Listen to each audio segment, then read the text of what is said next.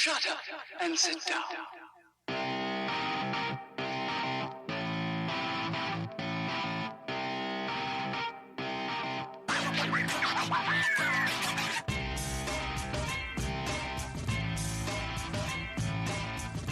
Welcome to the Bricks King podcast, where I'm going to bend your ear about Lego, review those amazing bricks of plastic, and discuss what is new and up and coming around the Lego world.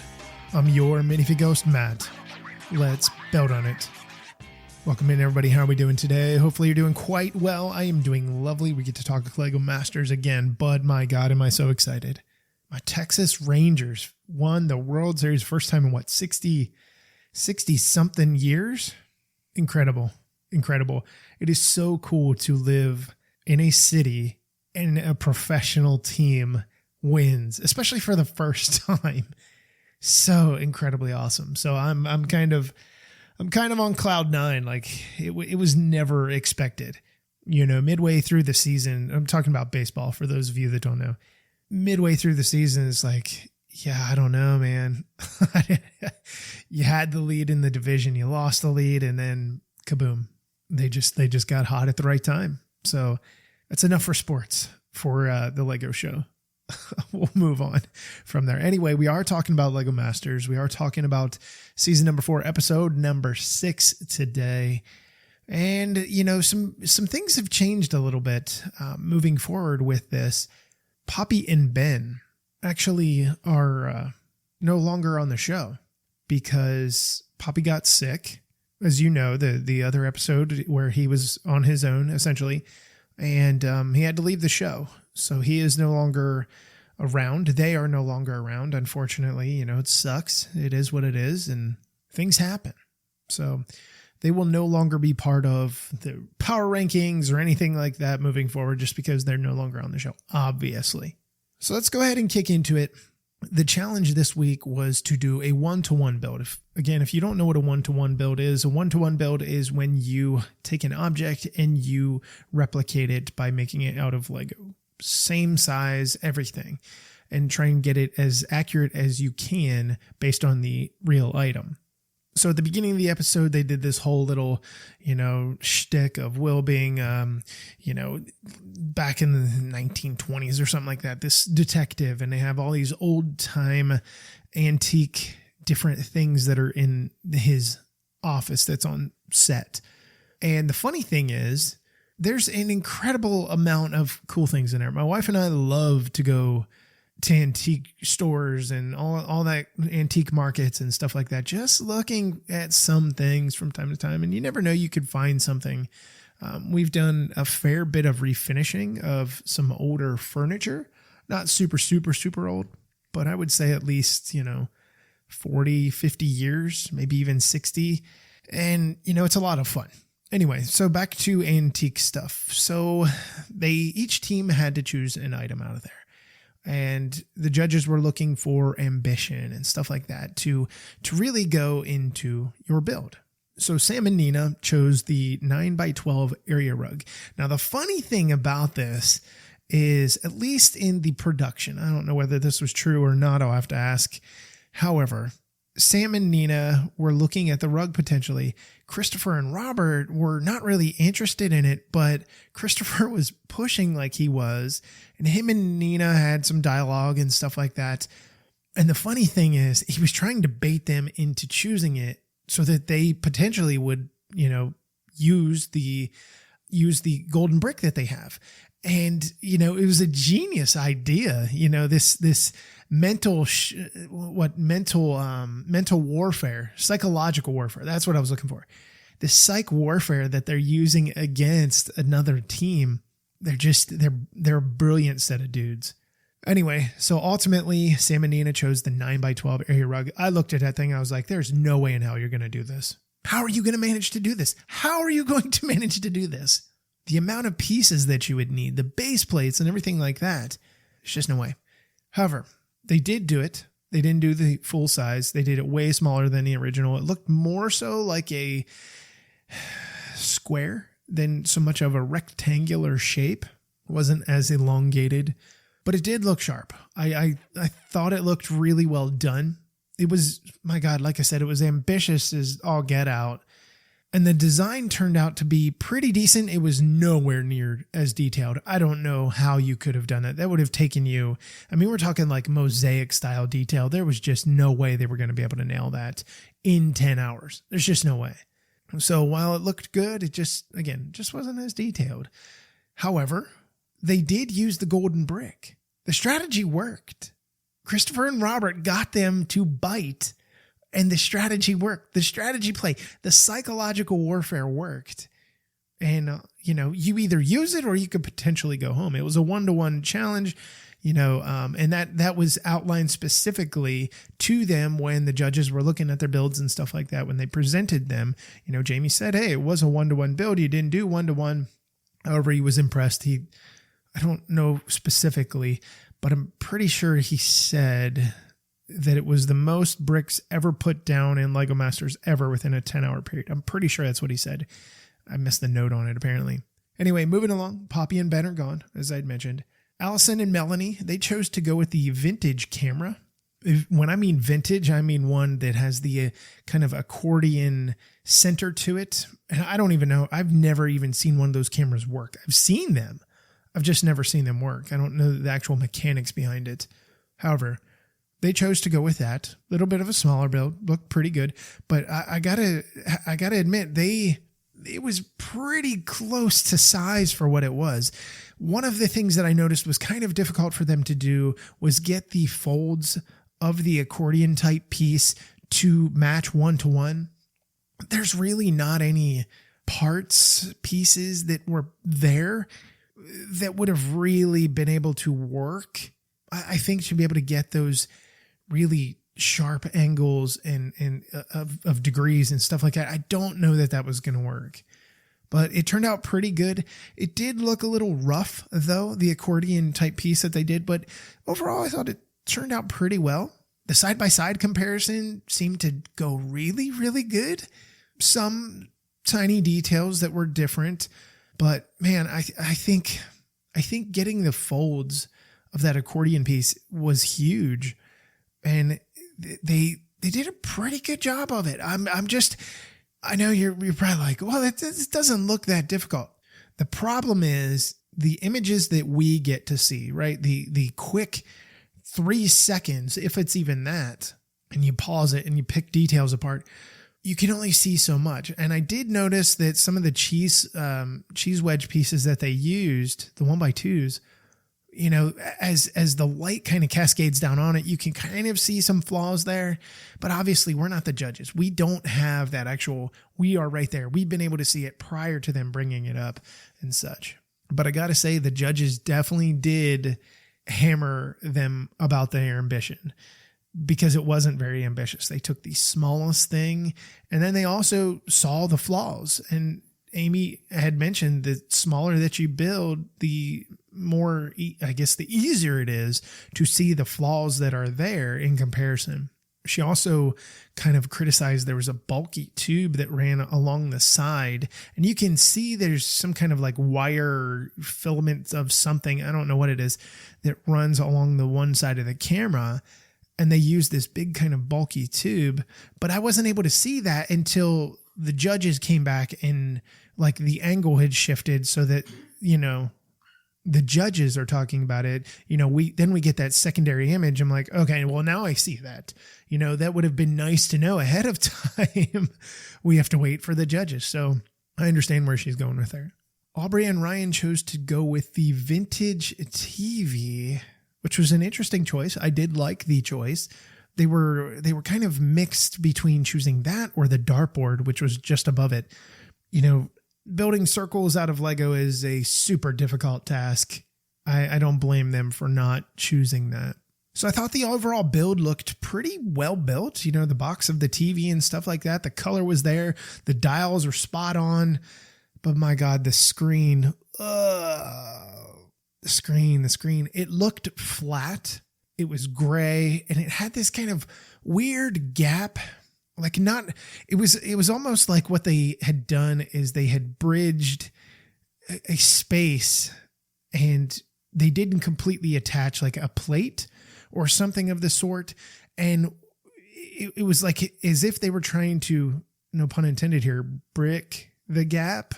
I'm not trying to be funny. Like they were trying to fill out this gap that was left and fill up, whether it be a space at the top or the bottom. It felt like as if they were trying to pull pieces apart just a little bit to be able to get a complete fill. I don't know if that was the case or not. But you could definitely see light behind it, which was kind of odd. Anyway, the angles that you're able to see, it looked like they tried to make the screen convex, just like the original CRT TVs, but it kind of made it worse because, they kind of stacked levels on top of each other and they didn't use any kind of slopes. And I don't know what is there. I don't know what's in their brick pit to choose from, but it seems like if you would have done that, you could have used slopes in some fashion or something like that. I don't know. It just, the way it was built, it made it actually look worse than I think if you would have just done it flat. So Jamie felt that the screen was a major problem. Of course.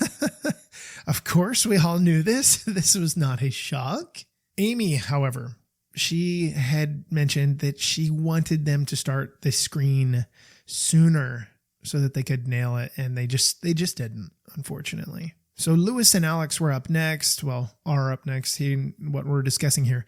They did the record player. I thought when they pulled it out, it was a great choice. They immediately were like, we're going to put power functions to this and we're going to make this spin.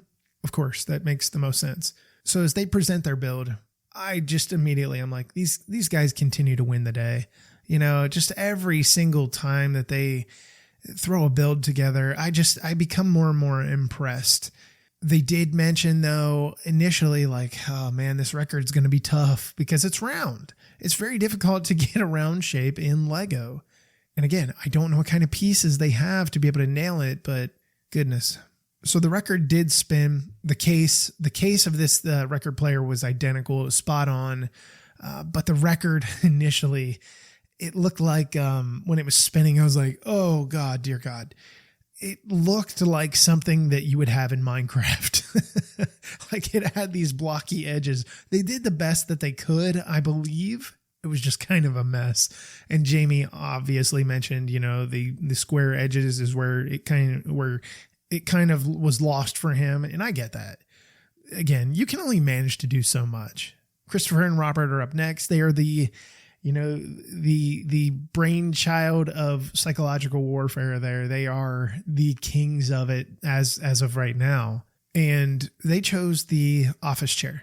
It was red and brown and it was crazy big.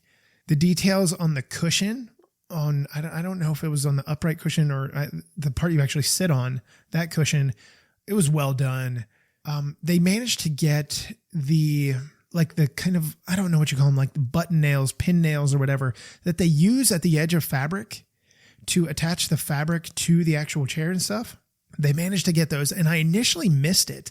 And I went back and I caught it a second time through. I was like, that is genius. I don't know what those things are called though.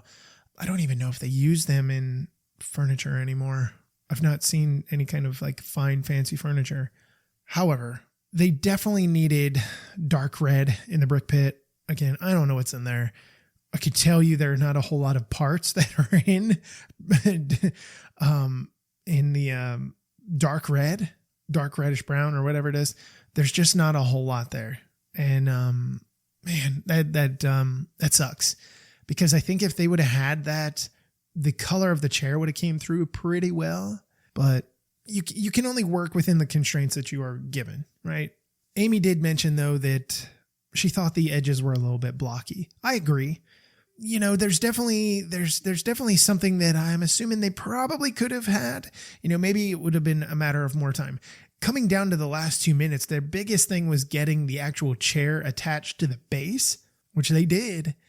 So I'm glad they were able to accomplish that. Paul and Nalita, they did the telescope. I wanted to know who was going to pull it out. As soon as I saw it in there, I was like, somebody needs to get this. This could set it apart from everybody else. Well, there were a few items, but if you could have managed that, man, oh man, oh man, I really don't have anything to say other than it was perfect. It was absolutely perfect.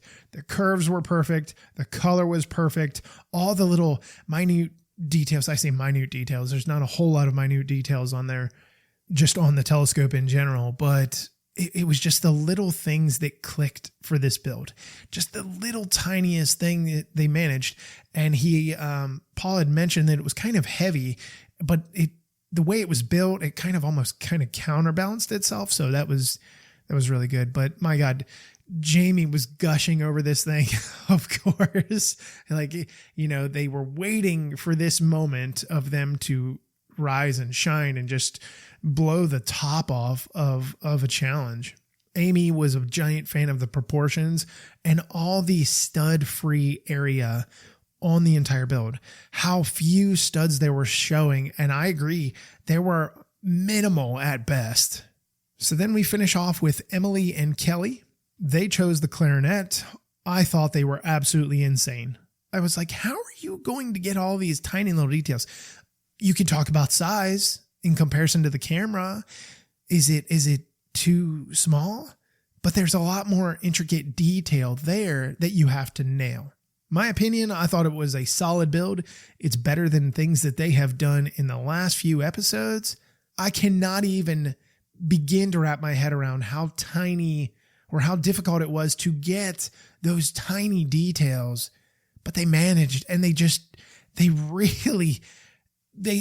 surprised me. I will 100% admit they 100% surprised me. I did not see this coming.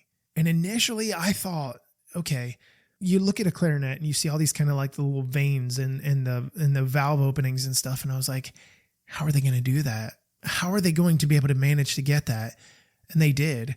I think one thing that may have even blown it away even more is if there was a way to actually open the little valves. I don't know what they're called. Like when you press and it lets the air out. I'm not really sure. But man, it was an incredible build. So now we have to talk about who the top two were.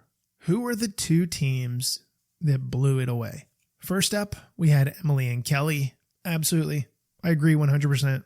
Not even a doubt in my mind. Again, the clarinet was gorgeous. Second team, Paul and Nalita. 100%. Could not agree more. So frankly, for me, it was a really tough, I would have had a tough decision as a judge.